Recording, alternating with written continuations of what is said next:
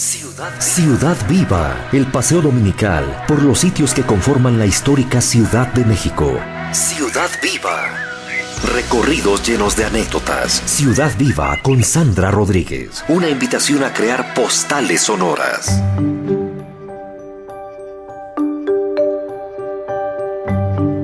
Hola, ¿qué tal? Muy buenos días. Yo soy Sandra Rodríguez de Visitas Guiadas México y quiero invitarte el día de hoy a hacer un recorrido por diferentes lugares de la Ciudad de México, por diferentes espacios que nos resultan muy comunes, pero también son mágicos. A los extranjeros les encantan. Cuando viene un turista norteamericano, algún alemán, y visitan los mercados mexicanos, se sorprenden por el color que tienen, por la magia, por la cantidad de personas que los visitan.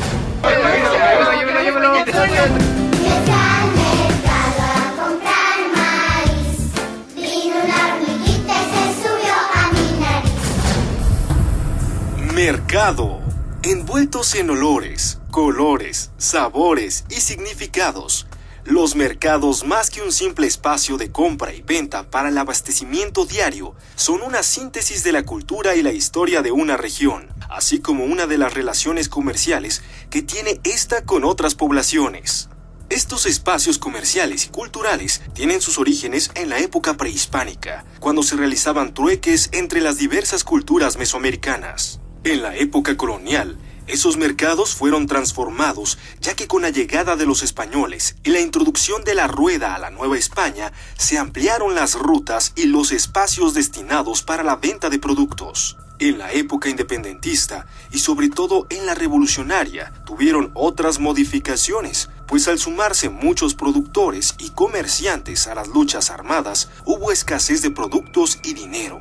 Entonces, estos espacios comerciales fueron adaptados a las nuevas circunstancias. Actualmente, en todo el país y principalmente en la Ciudad de México, existe una gran cantidad de mercados y de tianguis con características de todas las épocas.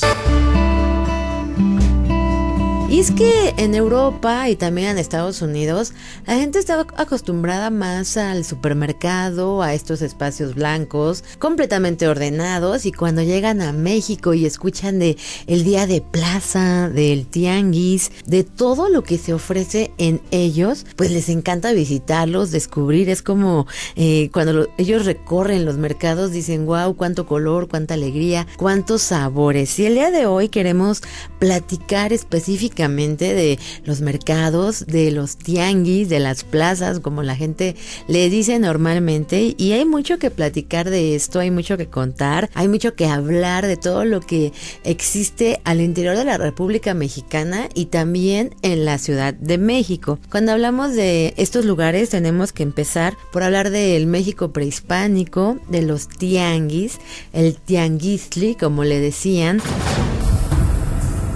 Tianguistli es el mercado tradicional que ha existido en Mesoamérica desde la época prehispánica y que ha venido evolucionando en forma y contexto social a lo largo de los siglos. La herencia de los tianguis es una mezcla de las tradiciones mercantiles de los pueblos prehispánicos. Los tianguis se caracterizan por ubicarse de manera semifija en calles y en días designados por usos y costumbres, variando estos en cada población, en los que la comunidad local adquiere diversos productos, desde alimentos y ropa hasta electrodomésticos.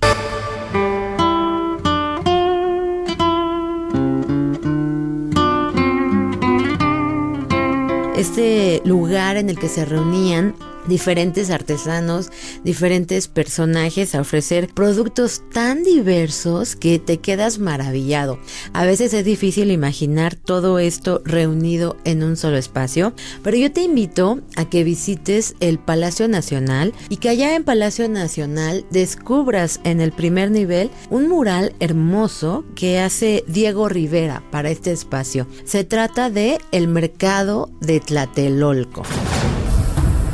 El Mercado de Tlatelolco. El Gran Mercado de Tlatelolco fue el centro comercial más grande e importante de los aztecas. Se ubicaba al suroeste del Templo Mayor de Tenochtitlán y congregaba a miles de pochtecas o comerciantes diariamente que intercambiaban sus productos mediante el trueque directo. Para vender objetos de mucho valor aceptaban oro en polvo, achitas de cobre y cacao, los que funcionaban como monedas mercancías. A Tlatelolco llegaban productos de lugares tan lejanos como Honduras y las islas del Caribe. Los encargados de su transporte eran los tamemes o cargadores. Cuando llegaron los españoles en 1519, quedaron admirados de la multitud de personas y la infinidad de mercancías que se exhibían en forma muy ordenada.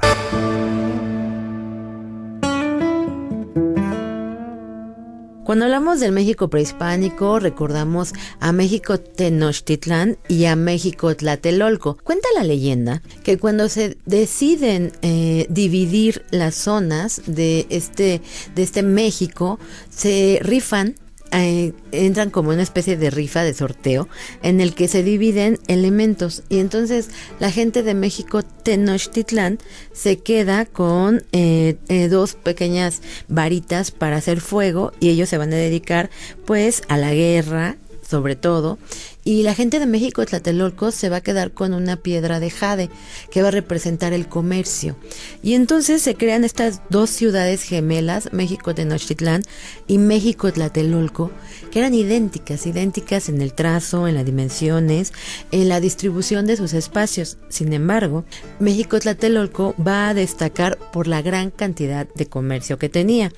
En este lugar inclusive hay algunas narraciones de las que nos platican los conquistadores. Bernal Díaz del Castillo nos dice que cuando ellos visitaron la plaza de México Tlatelolco, en primer lugar se confundieron, pensaron que era México Tenochtitlán porque eran idénticas, y en segundo lugar se sorprenden cuando llegan a este mercado en el que hay más de 40,000 personas vendiendo, haciendo trueque. Ellos hablan, Bernal Díaz del Castillo nos habla de una venta, pero realmente no era venta, era trueque. Ellos hacían siempre trueque y utilizaban monedas especiales. Ellos no usaban el oro para nada para hacer intercambio, ellos utilizaban el cacao. El cacao, este elemento que actualmente, este fruto magnífico que actualmente pues tiene mucha demanda, y dicen es la aportación mexicana más importante que hay a nivel internacional. Este cacao que se utilizaba para hacer ya el comercio en ese México prehispánico, y las semillas de cacao se elegían, algunas se destinaban precisamente para elaborar bebidas, otras se destinaban ya para volver a sembrar, y otras muy especiales, las más grandes, las más bonitas, eran las que se usaban para el intercambio en estos mercados. El cacao, la super semilla. La fruta del cacao. El árbol del cacao crecía de forma natural desde hace 4,000 años en las selvas tropicales de Sudamérica. Después se empezó a cultivar en Centroamérica, hasta que llegó a México. Para los aztecas, el cacao era tan valioso que se usaba como moneda. El chocolate que bebían los prehispánicos era una espuma concentrada de cacao y agua, a veces combinada con chile o vainilla.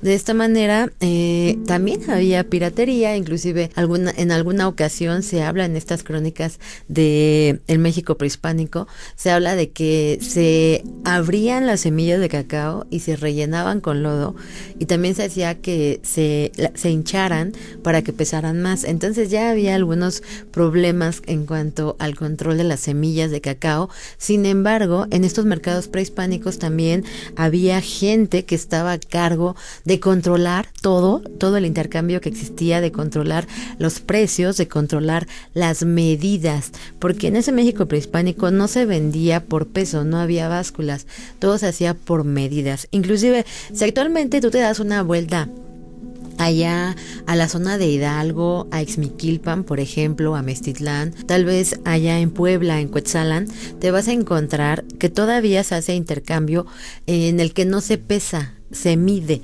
Inclusive mi mamá me cuenta que allá en donde ella vivía, cuando asistías a la tienda, hace unos 60 años, no te pesaban las cosas, sino te las medían. Había unos botecitos, unas latitas, y entonces tú pedías esa medida de una latita o de un cajón. Inclusive allá en Cuetzalan todavía puedes observar esos cajones de madera pequeñitos en los que se mide lo que tú necesitas. Eso es algo que todas las narraciones del México prehispánico te dicen: no hay pesos, no te pesan las cosas, te las miden, no se mide por kilo, sino por litro. Inclusive en la actualidad puedes ir a provincia y vas a encontrar que no te miden el litro, sino un kilo de frijol, un litro de frijol, por ejemplo. Es curioso, pero así existe esa medida. Y te decía, cuando tú quieras evocar un poco, saber de la grandeza de este mercado, pues visita este Palacio Nacional. En el primer piso está este mercado de Tlatelolco plasmado por Diego Rivera, que había leído tanto de el México, de este México Tenochtitlán, de todo lo que había en el México Tlatelolco. Se da la tarea de plasmar en un gran mural un poco de ese mercado, en el que vas a poder observar que todo estaba en orden, todo era muy limpio. Eso lo destacan los españoles. Dicen, a pesar de que hay tanta gente, es un espacio con mucho silencio. La gente no grita, no está alzando la voz, todo es con mucho silencio. Yo recuerdo mucho la plaza, como le dicen allá en Cuetzalan, y cuando te das una vuelta por allá en día domingo, también caminas y no hay ruido. La gente está vendiendo y ofreciendo productos, pero no gritan. Está prohibido, en este caso de Cuetzalan, el perifoneo, las bocinas, el sonido muy muy fuerte. Es todo con tranquilidad y así se hace el comercio. Entonces, imagínate este mercado de México Tlatelolco, todo organizado. Había un área dedicada a la alfarería, había otra área dedicada a las cestas, había otra área dedicada a las plantas, porque en el México prehispánico las plantas, no había medicina, pero se dice en las crónicas que eran las plantas las que solucionaban todo, así que tenían un gran conocimiento de estas. También en este espacio se ve claramente dividido la zona en la que se vendían pescados y aves, algo que les sorprende mucho a los españoles, porque dicen, aquí no hay carnes como en Europa. Sin embargo, hay muchos productos de la cacería. Pero vamos a seguir platicando de otras cosas interesantes en estos mercados mexicanos en cuanto regresemos. Yo soy Sandra Rodríguez de Visitas Guiadas México y estás en Radio Mil. Ciudad Viva, una invitación a crear postales sonoras.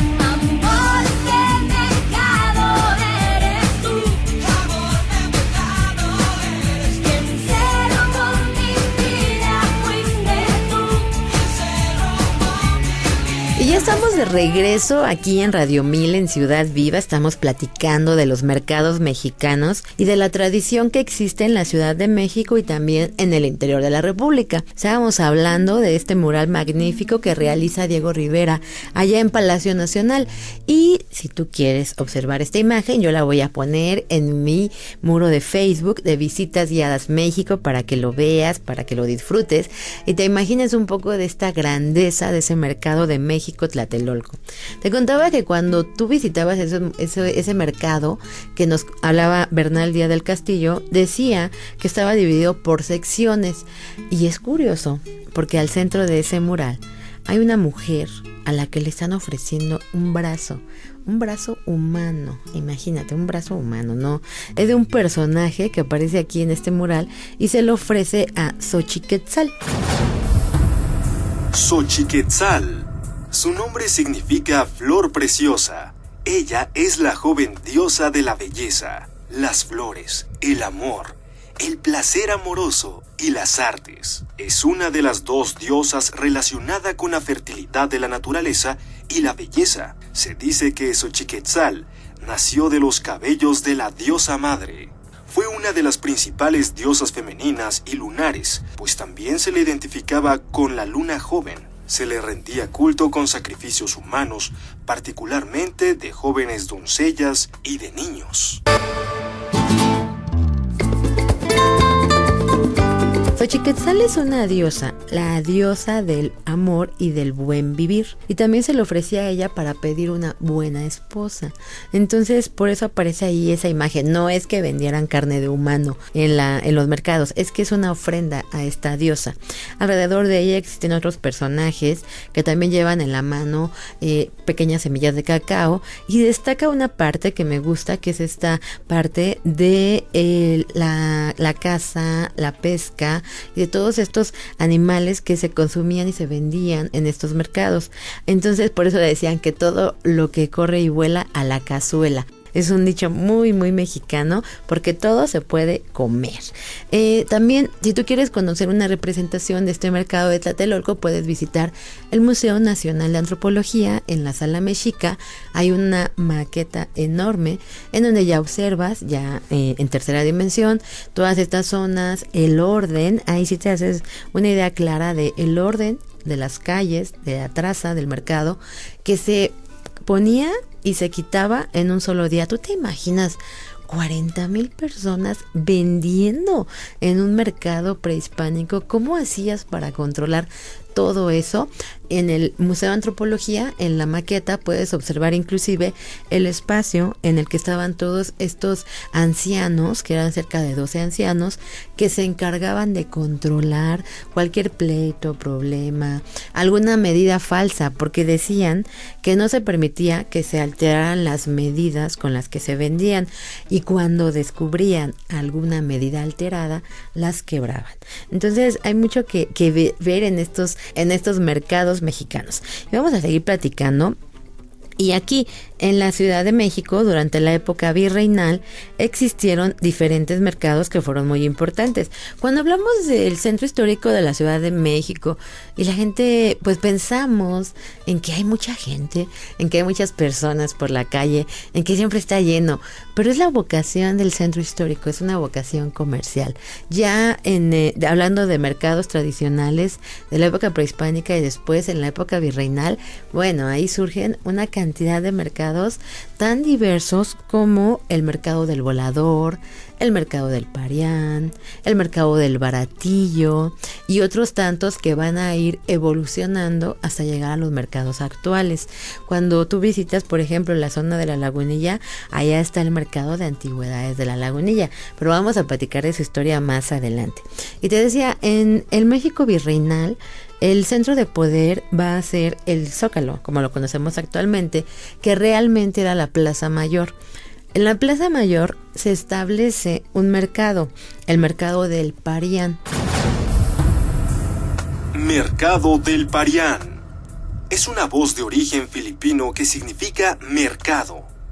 En México, durante el siglo XVII y XIX, se construyó este tipo de centro comercial en diversas ciudades. Su importancia radicó en la clase de productos que ahí se comercializaban: sedas, telas, zapatos, perlas, especias, entre muchos otros productos finos, llegados de Manila, puerto donde confluían mercaderías de diversas partes del lejano oriente. El Parián separaba a los compradores comunes de los compradores ricos. A diferencia de los portales, el Parián se construía como edificio cerrado, conformado por calles internas y locales para la venta. En todos los casos, su construcción estuvo vinculada a la época colonial y a la concentración de riqueza en ese momento. Su construcción se efectuó en centros mineros o ciudades comerciales importantes. El mercado del Parián fue uno de los mercados más mencionados en las crónicas de la Ciudad de México, porque se dice que era el espacio en el que se vendían los productos más finos, más selectos, aquellos que venían de la nao de China. Que la nao de China no era una nave, no era un barco, era una ruta comercial que llegaba y traía productos de Oriente que se vendían aquí. Estamos hablando del México virreinal, la influencia de Oriente sobre nuestro país, bueno, era ya muy importante.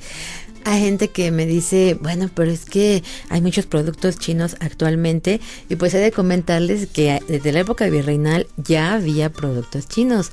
Ellos permean tanto en nuestra cultura, por ejemplo, cuando hablamos de la China poblana.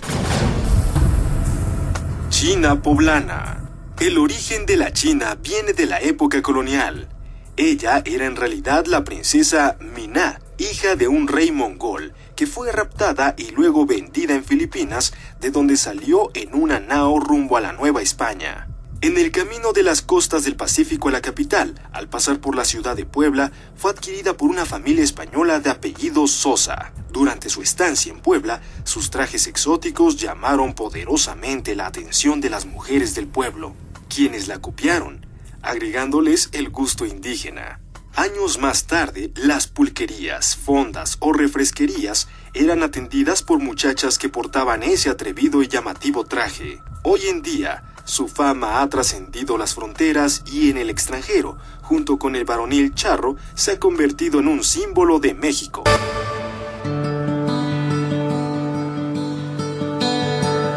La china poblana, que es muy mexicana, su traje, sin embargo tiene esta influencia. Hablamos también de esa talavera poblana que tiene que ver con la cerámica que ellos hacían, con la loza que ellos hacían los chinos y con estas técnicas que traen a nuestro país. Y también para los que les encanta el chocolate y el molinillo, ese molinillo que hace la espuma, es una aportación de los chinos a México. No, el molinillo no es mexicano. Cuando tú visitas el sureste mexicano y buscas cómo eran los originales molinillos, pues te comento que eran unas ramitas, son unas ramitas de árbol que tienen 3 pequeñas ramas en la parte de abajo, y con estas 3 pequeñas ramas puedes hacer ya espuma. Pero esos eran los molinillos mexicanos. Cuando llegan los chinos, ellos aportan el molinillo actual que conocemos con todos los aros que utilizamos. Así que hay más influencia de ellos de la que creemos. En el mercado del Parián, que estaba a cargo de muchos comerciantes que venían de Filipinas y también de varios chinos, ellos vendían diferentes productos muy buenos, entre los que destacaba el polvo de arroz. ¿Cómo hacer polvo de arroz? Lo que necesitamos es arroz y un recipiente, no sé, tal vez alguna crema que se les haya terminado para vaciar ahí el arroz. De preferencia que sea arroz orgánico, ya que el arroz orgánico está libre de pesticidas y de fertilizantes sintéticos. Bueno, les voy a decir cómo se hace. Primero vacían el arroz en una taza, no sé, o la cantidad que ustedes quieran hacer. Si quieren hacer la mitad, media taza, o si quieren hacer 2 tazas, no sé, la que ustedes quieran. Lo ponen en una licuadora sin agregarle absolutamente nada, ni agua, ni nada. Lo muelen hasta que ustedes vayan checando, hasta que el arroz esté totalmente triturado, esté hecho polvito. Listo, es todo lo que tienen que hacer. Yo lo aplico con esta brocha que es para polvo y lo aplico en mi cara. El polvo de arroz que todavía se utiliza actualmente y que sirve para maquillarte y que huele delicioso. Pero había otros productos como la loza, las joyas, ahí comercializaban las perlas finas. Y va a ser en este espacio donde una mujer nos va a platicar de lo que pasaba en este lugar. Había una señora que era la esposa del marqués de Branciforte. El virrey de Branciforte, al que le decían que fue el virrey más bribón del México virreinal, bueno, él, a lo mejor mucho no lo recordamos, pero fue quien mandó a construir el caballito, quien le encarga este caballito a don Manuel Tolsá. Este señor tenía una esposa y su esposa se encargó de difundir entre las mujeres del virreinato que lo que ya estaba de moda eran los corales, así que las perlas habían pasado a la historia y entonces todas las mujeres raudas y veloces fueron al Parián a vender, malbaratar sus perlas y cambiarlas por corales. ¿Cuál era el fin de esta señora? Comprar a un bajo precio las perlas y hacerse de una gran riqueza. Esto sucedió en el mercado del Parián. Y el mercado del Parián abarcaba toda la Plaza Mayor. Hay algunas litografías allá en el Museo de Historia Castillo de Chapultepec, en donde tú puedes observar ese mercado. Era enorme, enorme. Lamentablemente, bueno, llega la modernidad y se decide quitarlo, limpiar la plaza. Y a un costado de la plaza existía otros espacios. No se consideraban como mercados, eran portales. El portal de mercaderes. Portal de mercaderes. es un conjunto de majestuosos arcos que se encuentra entre las calles de Madero y 16 de septiembre y fueron construidos en 1524 por orden del ayuntamiento de la ciudad sobre los predios que se encontraban alrededor de la Plaza de la Constitución. Es un lugar emblemático del centro histórico de la Ciudad de México porque ha sido testigo de importantes momentos históricos y políticos debido a su ubicación. En el momento de su construcción, el Portal de los Mercaderes estaba formado por 3 casas cuyos dueños eran Rodrigo de Castañeda, Rodrigo de Albornoz, lo que actualmente es el Hotel Majestic, además del edificio que corresponde a la Asamblea Legislativa, donde se encuentran las oficinas de los diputados. El Portal de los Mercaderes cambió junto con el Zócalo, aunque realmente tuvo pocas transformaciones arquitectónicas. Por eso, a finales del siglo XIX, por medio del proyecto del prestigiado y reconocido arquitecto Pani, se eliminaron los fresnos que ocupaban el atrio de la Catedral Metropolitana, además de los elementos que imposibilitaran la visión de los edificios que se encontraban alrededor de la Plaza de la Constitución. Al portal le fueron agregadas la cubierta de piedra y la fachada de estilo ecléctico, en su mayoría de corte francés. Durante las noches, este lugar se llenaba de ambulantes que convertían el portal en una especie de paseo nocturno donde instalaban mesas. Esta práctica aún se conserva de manera similar. Que tú todavía puedes visitar el Portal de Flores y también el Mercado del Volador. Pero de esto vamos a platicar en cuanto regresemos aquí a Radio 1000. Ciudad Viva. Recorridos llenos de anécdotas. Ciudad Viva con Sandra Rodríguez. Mercado de Villahermosa, con olor a pan de huevo, a queso y a requesón, tamalito de maíz nuevo, longaniza y chicharrón. Y ya estamos aquí en Radio 1000, en Ciudad Viva. Yo soy Sandra Rodríguez de Visitas Guiadas México y te invito a que consultes nuestra página de Facebook, Visitas Guiadas México, en donde voy a poner imágenes de estas maquetas del mercado de Tlatelolco, voy a poner imágenes del mercado del Parián, del Portal de Mercaderes y de otros espacios que funcionaron como mercados en la época virreinal. Estábamos platicando del mercado del Volador. Mercado del Volador. En las calles de Meleros, esquina con Flamencos, hoy Corregidora, y Pino Suárez, casi en el sitio en donde está hoy la Suprema Corte, se encontraba desde la época prehispánica y aún durante los siglos XVI y XVII, la Plaza del Volador. Ahí se llevaba a cabo el ritual solar de los voladores, que hoy conocemos como los voladores de Papantla. La plaza se conservó durante la época virreinal y se seguía haciendo el ritual, que para los indígenas era una forma de adorar a sus dioses y para los españoles y mestizos, como para los turistas de ahora, era un espectáculo. En esa misma plaza también hacían corridas de toros y peleas de gallos. Se le conocía como Mercado del Volador y se ubicaba frente a la acequia real, donde llegaban las mercancías. A un costado estaba la universidad y del otro lado el baratillo. El Mercado del Volador se ubicaba en donde actualmente está la Suprema Corte de Justicia. En este lugar había un mercado, el Mercado del Volador. Este lugar, ¿por qué se llamaba del Volador? A veces también yo pensaba, pero ¿por qué ese nombre tan extraño? Porque en el centro de ese mercado había un palo, este palo enorme que se utiliza para hacer la danza del volador. Ahí lo colocaron en este espacio, no lo podían colocar en la Plaza Mayor y lo ponen en esta plaza, la Plaza del Volador. Después se establece el Mercado del Volador.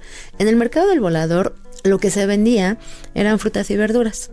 Cuando llegan los conquistadores se dan cuenta de que los mexicanos, bueno, ellos siembran en las famosas chinampas.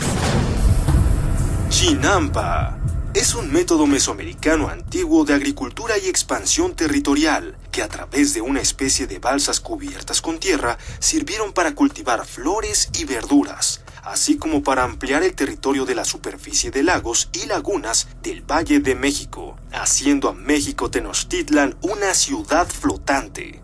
Las utilizaban para la agricultura y adueñarse de los otros terrenos.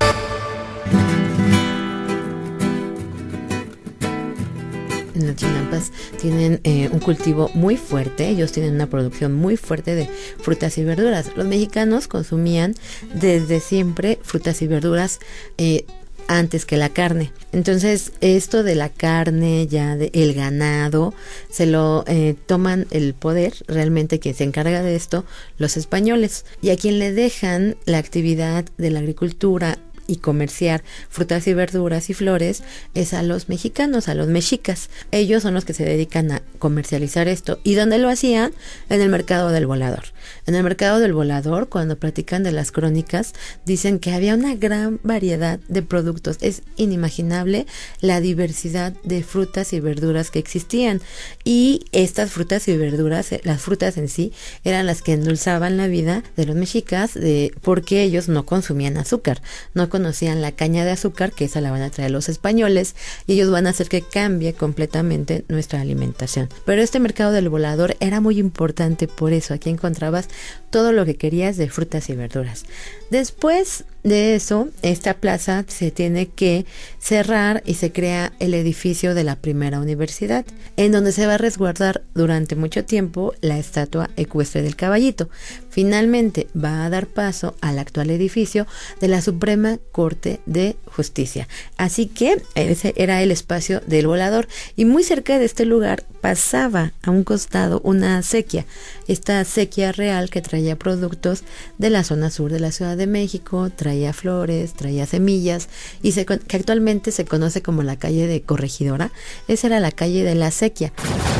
En voz de Francisco Ibarlucea, guía turístico de la Ciudad de México. La acequia real, que fue pues uno de los caminos de comunicación hidráulica más importantes de la antigua Ciudad de México, desde la etapa pues casi precuautémica. Estamos hablando ya del siglo XVI tardío, ya cuando la llegada de los castellanos en 1521 al 24, ya cuando se establece la Ciudad de México, se respeta esta acequia y se trasladaban mercancías desde la parte poniente de la cuenca hacia el barrio de Teopan o de la Merced, y confluía esta acequia que pasaba por la parte sur de la Plaza Mayor o el Zócalo, pasaba subterráneamente justamente enfrente de la Plaza Mayor, después se comunicaba hacia Corregidora, que ya era, digamos, a nivel de calle, y desembocaba en la calle en la calle de Roldán, y justamente ahí confluía otra acequia importante, que era el canal de Roldán, que era el ingreso desde la parte suroriente de la cuenca, desde zonas tan lejanas como lo que hoy es Milpalta, Tláhuac, Mixquic, Tulyehualco, Coyoacán, Churubusco, Iztapalapa. Venían todas estas mercancías por lo que hoy es Canal Nacional, después hacia la parte central de Iztacalco. Ahí había un barrote que les impedía la entrada a las embarcaciones para venir a vender mercancías. Si no pagan impuestos no podían acceder. Los que sí lo hacían pues llegaban directo hacia lo que hoy es Topacio y la calle de Roldán. Hay litografías de Casimiro Castro que en la que podemos pues vislumbrar cómo era la actividad comercial en esa época, impresionante, febril. Todo este tipo de mercaderías que venían de esta zona de Grandes Lagos, y bueno, pues todo esto se conserva. Por ejemplo, en la cantina peninsular, en la parte inferior de la cantina, ahora que estuvieron haciendo restauros, se puede ver el canal original de la etapa mexica y el canal virreinal, por el cual pues llegan estas canoas hacia la zona de la Merced, y bueno, pues esto era la zona más importante de intercambio comercial, la esquina comercial más importante de América, Corregidora y Roldán. Te voy a poner una imagen en Facebook en donde se ve la acequia pasando a un costado del Palacio Virreinal, lleno de gente, esta acequia llena de trajineras completamente, y llevaban los productos aquí a la Ciudad de México. Por eso, a un costado del Mercado del Volador, enfrente, donde actualmente se encuentra la fuente de la fundación de la Ciudad de México, se ubicaba también un portal, el Portal de las Flores. Ahí se vendían flores que traían en estas trajineras, y en donde ahora está la Plaza de la Fundación, se encontraba otro mercado, el mercado de El Baratillo. El mercado del Baratillo ofrecía productos, como su nombre lo indica, baratos. ¿Y baratos por qué? Porque eran productos de segunda mano. Estos productos de segunda mano eran los que se utilizaban, los que se vendían en este espacio. También se vendían, cuentan por ahí, productos robados. Este mercado del Baratillo tiene que moverse del lugar y después lo trasladan a donde actualmente está el Teatro de la Ciudad de México. En ese espacio se ubicó durante mucho tiempo, hasta que finalmente se lo llevan allá, muy cerca de Garibaldi. En la plaza de Garibaldi se establece el mercado del Baratillo, que va a dar origen a esa tradición del mercado de antigüedades de la Lagunilla. Entonces, realmente esta oferta ha sido diversa en cuanto a mercados en la Ciudad de México, y también había una condición importante para establecer un mercado en la época virreinal, y era que tenían que contar con abastecimiento de agua potable. Por eso se van reduciendo el número de mercados y se van moviendo de lugar, porque conforme va creciendo la población, conforme la Ciudad de México se va haciendo más grande, entonces se necesita más agua y el acceso a esta es difícil. Así se crea el Mercado de San Juan. Mercado de San Juan. Ubicado en pleno centro histórico, el Mercado de San Juan, oficialmente llamado Ernesto Pujivet, tiene más de 150 años de antigüedad. Comenzó siendo un modesto tianguis, con los puestos extendidos sobre el suelo, y es ahora uno de los mercados más visitados de la ciudad. A él acuden quienes buscan productos gourmet, ingredientes exóticos o alimentos importados. En unas cuantas palabras, lo que hace único a este sitio es que aquí es posible encontrar manjares que no se venden en ningún otro lado. En voz de Oscar Robles, cronista. Este mercado ha sido visitado por presidentes de la República, por grandes personajes como escritores, periodistas. Este mercado cuenta con 350 locales. Lo que venden aquí son productos muy raros, por eso se considera como un mercado de carnes exóticas. Todo lo que venden aquí es pues prácticamente exótico. Si hablamos de carnes, hay carnes de todas las especies. Si usted, por ejemplo, va a comprar cabrito, que es de lo que también hay mucho, ahí el dueño del local, después de que usted le compra el producto, le regala un folleto en donde vienen las recetas de cómo lo puede preparar, de las distintas formas como se puedan preparar. Lo mismo que el pescado, que las carnes, los cortes de carnes principalmente. Aquí hay pues gente que está muy bien enterada de cómo se manejan los cortes americanos, incluso de otros países europeos. Este mercado ha sido pues un emblema para el centro histórico de aquí de la Ciudad de México. ¿Por qué razón? Porque los chefs que acuden al mercado, chefs de talla internacional, que han recorrido el mundo, lo consideran como el mejor tercer mercado a nivel mundial, por la gran cantidad y variedad de artículos de primerísima calidad que se encuentra en él.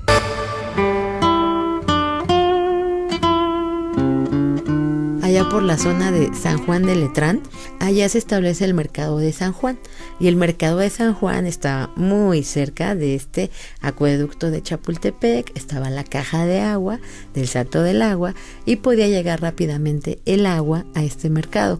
El Mercado de San Juan, te voy a poner una litografía que me gusta mucho, en donde se observa la actual Plaza del Buen Tono y el mercado original de San Juan, un mercado hecho con madera. Tiene un techo de doble agua y entonces está hermoso. está idéntico en cuanto al trazo, este espacio, la actual Plaza del Buen Tono, aparece todavía la antigua Basílica de San José, que todavía existe, y el mercado original, en donde al frente se ve a las personas que están haciendo este comercio. Aquí ya aparecen las monedas, ya aparecen este intercambio con unas monedas muy extrañas. También te invito a que si quieres conocer estas monedas, te des una vuelta en el Museo del Templo Mayor o en el Museo Soumaya. El Museo Soumaya tiene una colección de monedas virreinales y estas monedas virreinales son completamente distintas de las que conocemos actualmente. Algunas son muy deformes, no son redonditas como las conocemos. De hecho, parecía como que habían aplastado solamente el metal y quedan unos triángulos, unos cuadritos, unos óvalos, algo muy extraño, y tienen el sello de el virrey. Entonces, estas monedas eran las que servían para hacer este comercio. En ocasiones, unas se llamaban los reales, pero había gente que no tenía acceso a los reales porque representaban mucho dinero. Entonces, se utilizaban otras monedas que no eran monedas, sino algunos tejas de algún material que se llamaban tlacos y pilones. Con esos hacías otro tipo de comercio. Entonces, en el mercado de San Juan, ahí de la zona del Buen Tono, se queda la tradición de estos mercados y va a ser aquí que da paso al actual mercado de alimentos de San Juan, al mercado de flores, al mercado de artesanías y al cuarto mercado, que es el de la Colonia. Todos estos con el mismo nombre de San Juan. Y actualmente, es uno de los lugares que la gente visita cada fin de semana llegan políticos famosos, chefs importantes, y cada día se aumenta la oferta en el mercado de alimentos de San Juan por la diversidad que tiene. Se considera que es el único mercado en su tipo en México, en el que vas a encontrar productos para poder hacer alimentos gourmet, carnes especiales, atún gigante. Entonces, date una vuelta por este mercado de alimentos de San Juan y vamos a seguir platicando de los mercados mexicanos en cuanto regresemos aquí a Radio 1000. Ciudad Viva, el paseo dominical por los sitios que conforman la histórica Ciudad de México. Ciudad Viva con Sandra Rodríguez. El mambo, la merced, el mercado, la merced. El mambo, la merced, el mercado, la merced.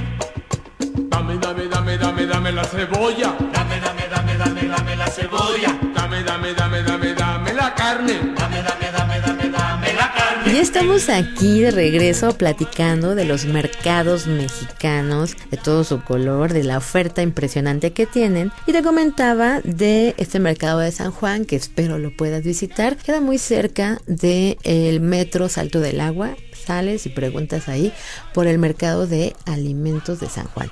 Vamos a continuar platicando de otros mercados actuales que ya heredan esta tradición comercial, como el mercado Abelardo L. Rodríguez.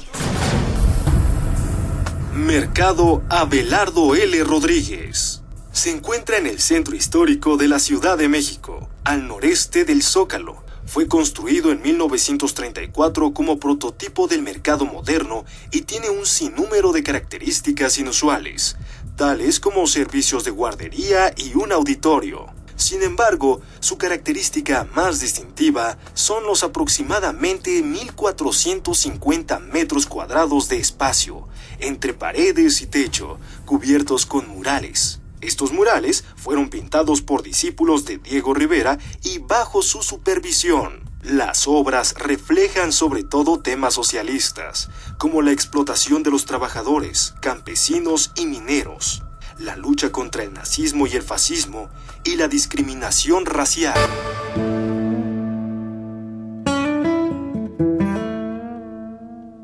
La mayor parte de la gente no ubica el mercado, pero sí el Teatro del Pueblo.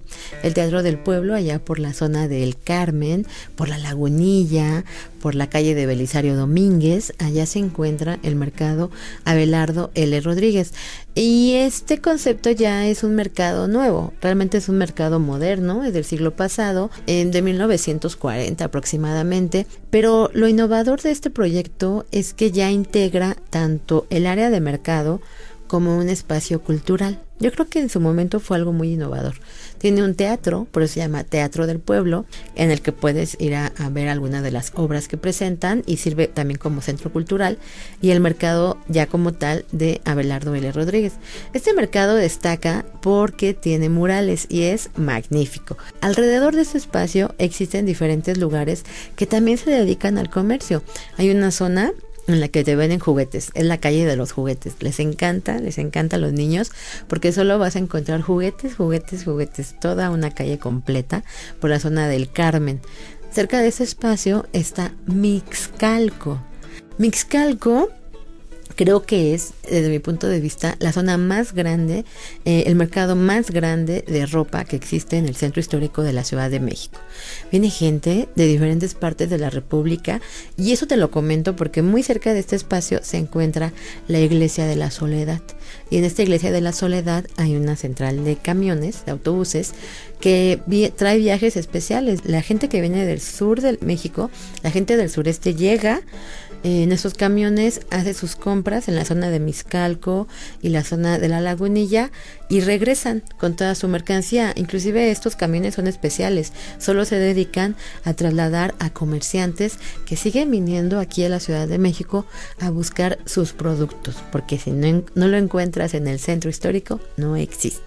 Y así llegas a esta tradición del mercado de Mixcalco, en donde te vas a encontrar, ya si caminas un poquito más hacia la zona de la Lagunilla, al Metro Morelos, otros mercados como el mercado de Granaditas.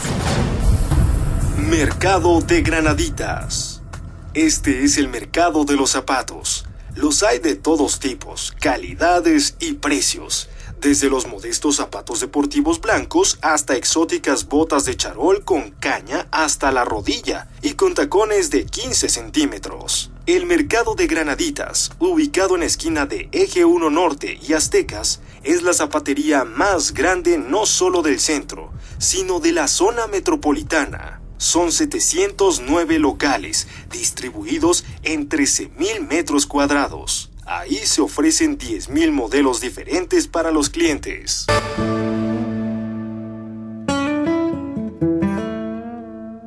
Un mercado dedicado al calzado. Imagínate, un mercado especializado solamente en la venta de calzado. Ahí te encuentras lo último de lo último en moda y te pueden hacer también zapatos a la medida. Entonces está el mercado de Granaditas, el mercado Abelardo L. Rodríguez, el mercado de Mixcalco, todo muy cerca también del mercado de la Lagunilla, con su gran cantidad de oferta en cuanto a cosas de segunda mano y sobre todo el de antigüedades, que limita ya hacia la zona de Reforma. Ese es increíble. Cuando te das una vuelta por la zona arqueológica de Tlatelolco el día domingo, yo te invito a que salgas hacia la zona de Reforma, y ahí ya está el mercado de antigüedades de la Lagunilla el día domingo. Es impresionante. Tuve la oportunidad de asistir hace como medio año y te quedas de verdad maravillado por todo lo que ellos te venden. Te puedes encontrar un armario, como les llaman, porque son armarios. Los armarios se utilizaban para guardar armas, por eso se llamaban así, armarios, en donde caben 3 personas de pie, increíbles, que son antigüedades maravillosas. Hay unas tiendas que son naves enormes y entras y vas caminando por estos pasillos y observas estos armarios, las lunas de las recámaras hermosas y todo esto que van recuperando la gente de la Lagunilla, que tiene muy buen ojo para saber qué es lo que sí se puede vender. Y aquí entra también el mercado de pulgas. Tianguis de las Pulgas. También conocido como tianguis, palabra de origen náhuatl, y se le llama a sí mismo baratillo, y en algunos países tenderete, la famosa Lagunilla de la capital es de los tianguis de chatarras citadinos el de mayor tradición, al cual acuden principalmente los domingos hasta turistas en busca de antigüedades. Desde siempre se ha escuchado la frase, lo compré en la Lagunilla, y a todos les hace recordar un pasaje de su vida, como la anécdota del ingeniero Guillermo González Camarena, mítico inventor mexicano de la televisión a colores. Recorría los puestos de chácharas de Tepito y La Lagunilla en busca de piezas con las cuales construyó su primera cámara de video en 1934.